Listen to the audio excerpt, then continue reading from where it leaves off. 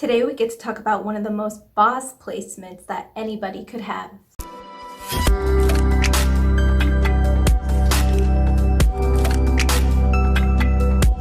Hola my beautiful lotus flowers, welcome back or welcome to my channel. If you're into nerding out on everything astrology, spirituality, and self-transformation, this is the community for you.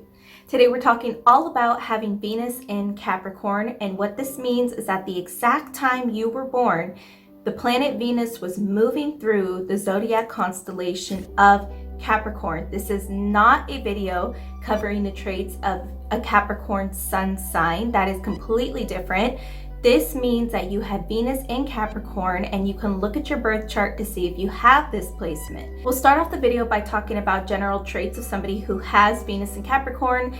Then we'll finish off the video by talking about empowering tips that you can add to your life if you have this placement, or if you know somebody who does. These empowering tips can help you know how to add positively to their life as well. But in case you're not familiar with the energy of Venus and astrology, then I will have a pre-recorded introductory clip before the actual video starts. So be sure you watch that if you want to know more about the planet Venus itself and what it means. Now let's start the video with an introduction to the planet Venus in astrology. Venus is the planet of love, creativity / creation, and the material world. Venus actually rules over two zodiac signs, both Taurus and Libra. Taurus is an earth sign and Libra is an air sign. Venus's location on your birth chart will give you more specific insight into what you're drawn towards in the world and what's also drawn towards you. You can think of, quote, what I like and what I attract to remember what Venus means in your chart. In the words of Christopher Renstrom from the Cosmic Calendar, Venus can be summarized into being your astrological perfume. I thought that was an amazing little analogy. Venus is heavily associated with fertility, but this doesn't simply refer to biological fertility. This actually refers more to what we create in the physical world, from art to wealth, etc. So think manifestation. Venus's placement will say a lot about what you might create in this life, what's important to you to create, and what you're aesthetically and romantically drawn to.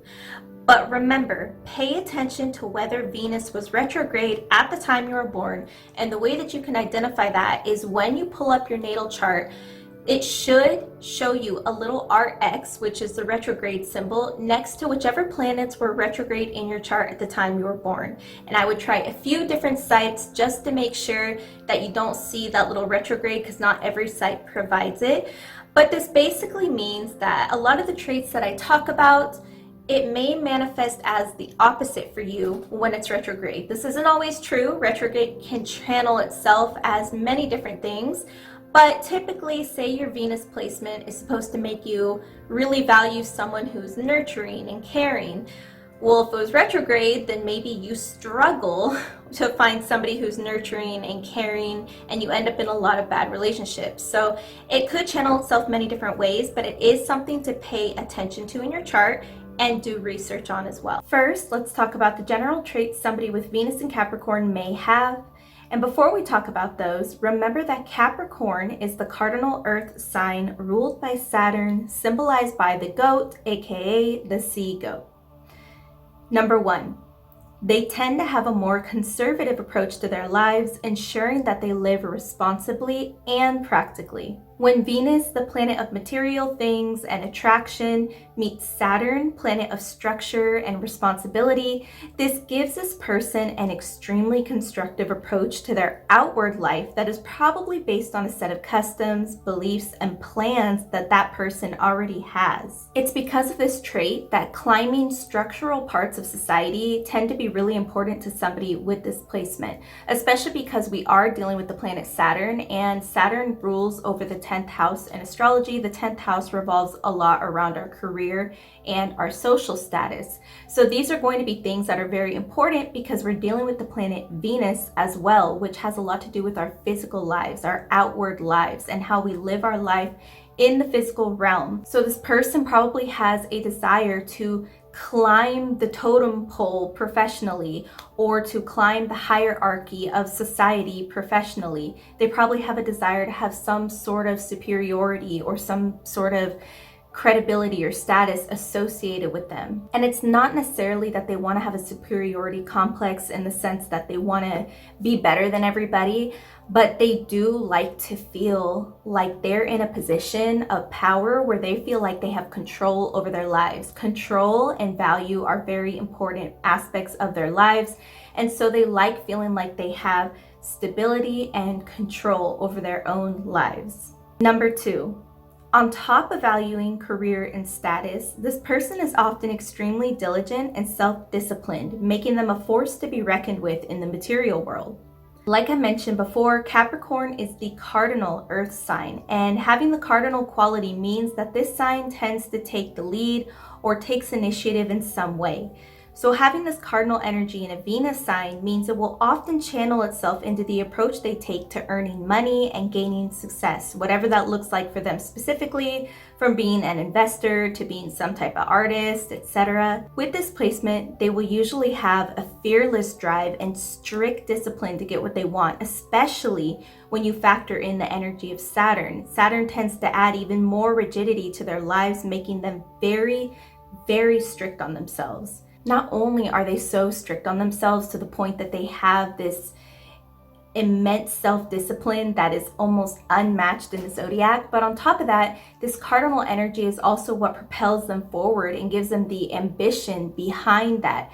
So, somebody can be strict on themselves but lack ambition, but usually this placement has an abundance of ambition, and it tends to be the long-term plan that's really driving them forward. Number 3, they place extremely high value on surrounding themselves with everything that is high quality and do not want to waste any time on anything short term.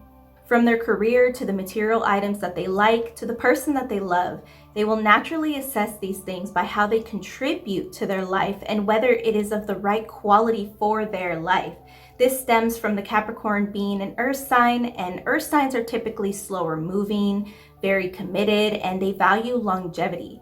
Because this is a Venus earth sign, this person equates the quality of things in their lives to their longevity and added value as well. Their level of commitment is nearly unmatched. Anything they decide to actually dedicate themselves to is viewed as an investment, whether it's actually a financial investment or whether it's an investment of time, energy, etc. So when it comes to romantic partnerships as well, they really value somebody who can add to their lives, that can add value to their lives, somebody who's probably very independent and ambitious themselves and can also take care of themselves.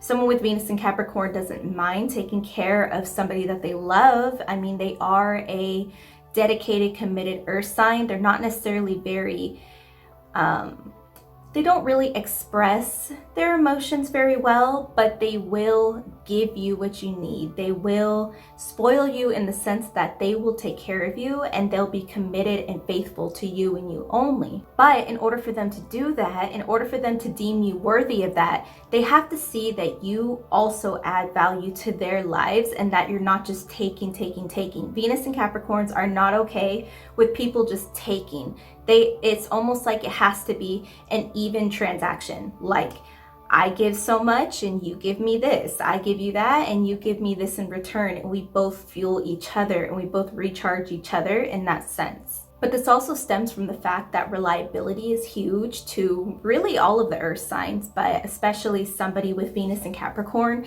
They are going to not really be risky or spontaneous. They really do like some level of predictability and reliability in their lives, especially. So they're not going to want people in their lives who have proven, like, it will only take one time, but somebody who's proven to be unreliable, unpredictable, and just makes their life so much harder. They're not going to be okay with that. If you're enjoying this video so far or learned anything maybe, then comment down below if you are a Venus in Capricorn. I love to know who's watching, and be sure you don't forget to like, subscribe, and hit the bell. And if you're into in-depth astrological readings weekly, then you can head to my Patreon as well. 4th, despite their potential for massive success, they are likely to use their gained resources cautiously as they continue to navigate life ambitiously. When thinking of the goat or Seagoat, the symbol of Capricorn, we tend to think of Capricorn's ability to navigate any obstacle or terrain in life. This persevering trait of the goat channels into Capricorn placements as well. And although a Venus in Capricorn individual may have it all, they'll likely continue to climb to success as if they still have nothing, choosing to live carefully and more on the frugal side. This is primarily because, again, they think of everything in the long term, and a lot of times Venus in Capricorn has a strict long-term plan that they are actively carrying out. And this comes from the fact that they want to ensure stability. This isn't the type of sign that is going to really value short-term gratification. Some signs, such as maybe a Venus in Leo, for example, it's not that they don't care about the long term, but they just want to relish in the luxuries of life, like a kid in a candy store. Sometimes they have a hard time holding themselves back. But this placement maybe holds themselves back almost too much sometimes. They're very restrictive, and the reason that they do that, the reason they're so restrictive with their time, energy, finances, etc., is because they have that long-term plan in place that they are always following every day. So like the goat, they'll be climbing a mountain that has barely any ridges to hold on to with absolutely nothing on their backs. And that's why I said that they'll navigate any obstacle or terrain in life, and they'll continue to do so ambitiously, even if they already have so much money or so much success. Other people might know that they're successful and look at them and think, why do you continue to fight and go over these obstacles the way that you do? You could have it so easy. Like, you could be living so luxuriously, but that is not what they value. They do value having quality things in their life. They do value having things they can rely on, but living luxuriously is not necessarily at the top of their priority list. It's more so living practically and usefully. It's this trait that also tends to give them a more humble demeanor, because you could be speaking with a complete billionaire with this placement, but never realize it because of their more low-key approach to life. Although they do value appearing successful and knowledgeable because of that mature, superior type complex they can have, they aren't usually flashy. They might have a nice quality watch, and they might be wearing a nice quality shirt from a brand that produces high quality, but they don't have the logo splattered all over them because they don't care about proving to you that they can buy designer things and high quality things, but they do want to have the high quality and look high quality at the same time. Hopefully that made sense. Now let's talk about a couple empowering tips for somebody who has Venus in Capricorn. Number 1, it's important for this placement to become aware of their potentially judgmental and fixed way of viewing things. Although this placement is so capable of this greatness and this immeasurable success, they can hold themselves back by becoming too stagnant in their way of thinking and their way of living. Like I mentioned before, this placement doesn't really like spontaneity and unpredictability unless they have other things in their chart that do enhance their love for spontaneity. For the most part, they won't. So they can sometimes become way too rooted in the way that they've been living life and doing things, and become dismissive or judgmental of everything else that's different from how they've decided to carry things out. So my advice, if you have this placement, is right now, this trait may be subconscious. You may not realize you do it. So start analyzing and start becoming aware and building your awareness of the way that you are reacting to certain situations that are different from you, certain ways of life that are different, or certain people that are different, whatever it may be. Obviously use your discernment, because it is awesome that you do not waste your time. However, you have to use your discernment on what is worth your time, because sometimes you push too many things away and you keep the wall up too many times, and you could be pushing out things that could actually add value to your life that you need. In fact, it's many times that these unexpected twists, turns, and obstacles in life are what lead us to where we're supposed to be, and it leads us to evolve into our best selves. And I know Venus and Capricorns watching this want to be a boss. They want to be the best that they can be, and in order to do that, sometimes you have to take unexpected turns in life. Like if it's a person, allow yourself to hear them out before you dismiss what they're saying, and really hear them out. Don't hear them and wait to respond.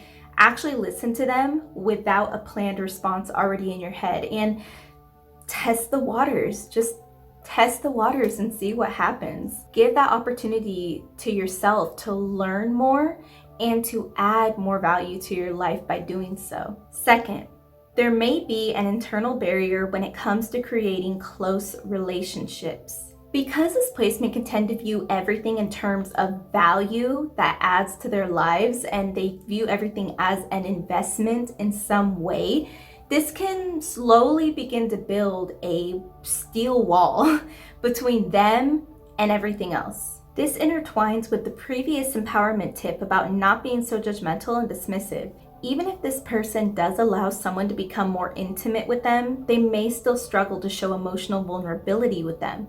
This can be due to various reasons, such as not wanting to drop their feeling of superiority or not wanting to waste their time. Whatever it is, it can be an extreme challenge for them, causing them to end up bottling things up or potentially losing relationships that they really do value, etc. Although working on this trait will look different for everybody, because even though you watching this may share this placement with other people, your birth charts are completely different. So the way that you process things can still be different. But a couple of my suggestions are, number one, maybe consider going to therapy. And unfortunately, I know a lot of people don't have the financial resources to do so, or they just are afraid to go to therapy. But a lot of people really say that it helps them. And the way that it can help a Venus in Capricorn is sometimes you need a non-biased stranger to tell you and to help you analyze yourself, because we can't always see ourselves. You know, other people may see the way that we act. They may perceive our typical responses or typical actions and everything, and they may try to let us know. But especially with a placement like this, you can again dismiss them and be like, I don't need to listen to them. Like, what do they know? You know, when actually they're telling you something constructive that can really help you improve. But when we hear it from a stranger, sometimes that's analyzing, like a therapist that's psychoanalyzing us, then it may still shock you, or you may still have some resistance to it. But it's like, dang, a stranger is telling me this. So really having someone else there to help dive into the reasons why you may have a hard time opening up, or diving into how you can help yourself open yourself up emotionally and express yourself in a healthy manner, you know, that could really help out some people. But if you're not comfortable going to somebody, or you kind of want this to be like an intimate experience with yourself, then one of my favorite suggestions is to journal. And journaling can help various types of people. It doesn't matter who you are. And journaling will allow you to have a documented experience to where you can analyze your behavior. You can record how you feel on certain days, how certain situations made you feel. And once you start to open up about your feelings in your journal with yourself, you can analyze what experiences caused that to happen. How did you react? Why did you feel that way? You can start to really dive deep into the reasons why you do what you do, and what it is that keeps you from opening up and being a bit more vulnerable with those that you're close to. Because getting to know yourself and your own feelings is really how you can begin to then feed other people as well, and come from a more loving, caring place instead of like a business transaction place with everybody. Once again, if you enjoyed this video, don't forget to like, subscribe, hit the bell, and head over to my Patreon if you want to have in-depth astrological readings, new moon and full moon readings, etc. And you can head over to the Blue Lotus Facebook community, where we talk more about using astrology and spirituality for self-transformation. And if that isn't enough and you want to see a more personal side of my journey, you can head over to Instagram at Marisa LaBlue, where there's additional content. And you can watch these videos right here if you haven't already, because they'll help you so much more on your astrological and spiritual journey. But until I see you next time, thank you so much for being here. Adios.